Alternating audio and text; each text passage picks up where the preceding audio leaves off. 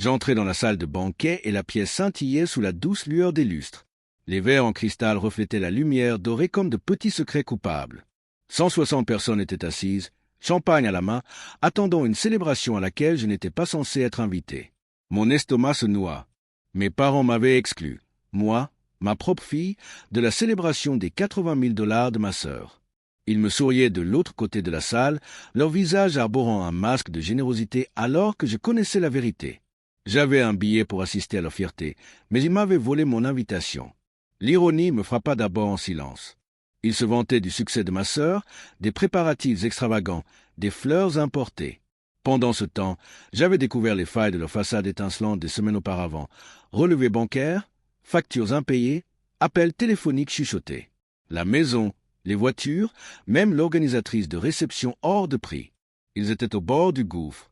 Chaque détail fastueux de cette célébration n'était qu'un moyen de masquer l'illusion de la richesse. Ils prétendaient être intouchables, et ce soir, j'allais la détruire.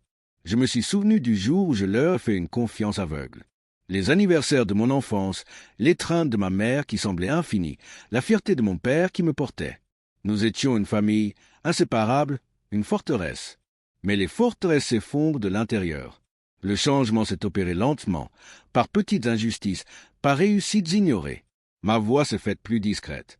J'ai mis ça sur le compte du favoritisme entre frères et sœurs jusqu'à l'arrivée des invitations. La mienne n'y figurait pas. C'était la preuve.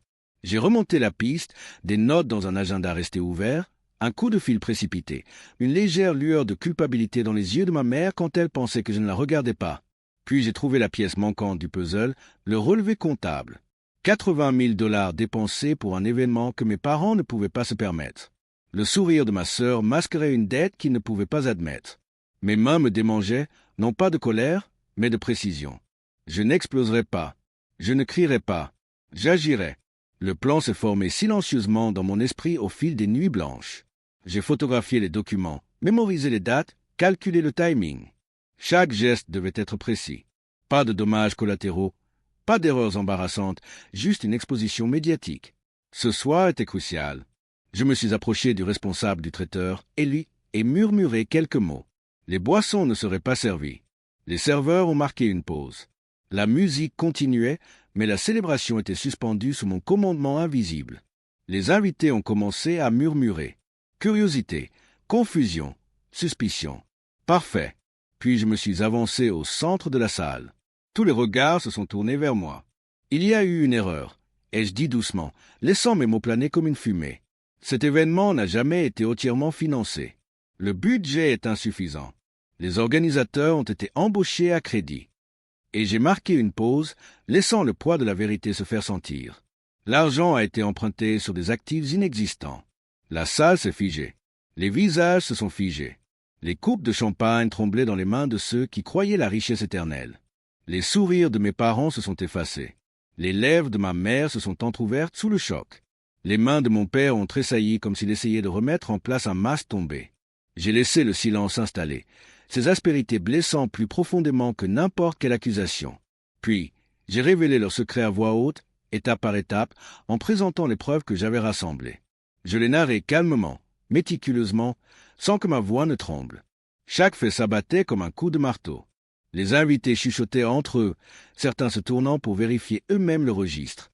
L'illusion d'opulence est désintégrée sous nos yeux. Leur fierté, leur tromperie, leur emprise, tout s'est effondré. Les yeux de ma sœur se sont écarquillés, non pas vers moi, mais vers eux. Je voulais qu'elle voie la vérité aussi clairement que moi. Elle avait été complice par son ignorance, mais maintenant, il n'y avait plus de place pour le déni. Les projecteurs se sont braqués sur mes parents, et je n'ai pas bronché. Je n'avais pas besoin d'excuses. J'avais besoin de reconnaissance. Finalement, j'ai reculé. Les murmures se sont intensifiés, la réalisation s'imposant à moi. L'empire de faux-semblants de mes parents venait d'être mis à nu. Là, sous les yeux de tous ceux qu'ils avaient voulu impressionner. Et moi, exclu, trahi, ignoré, je me suis dressé. Le soulagement n'était pas le mot juste. La force intérieure convenait mieux. J'avais exécuté chaque geste avec soin, mesuré chaque pas, maîtrisé chaque révélation. Je n'avais pas crié. Je n'avais pas supplié. J'avais simplement montré la vérité. Et elle était plus forte que n'importe quelle accusation.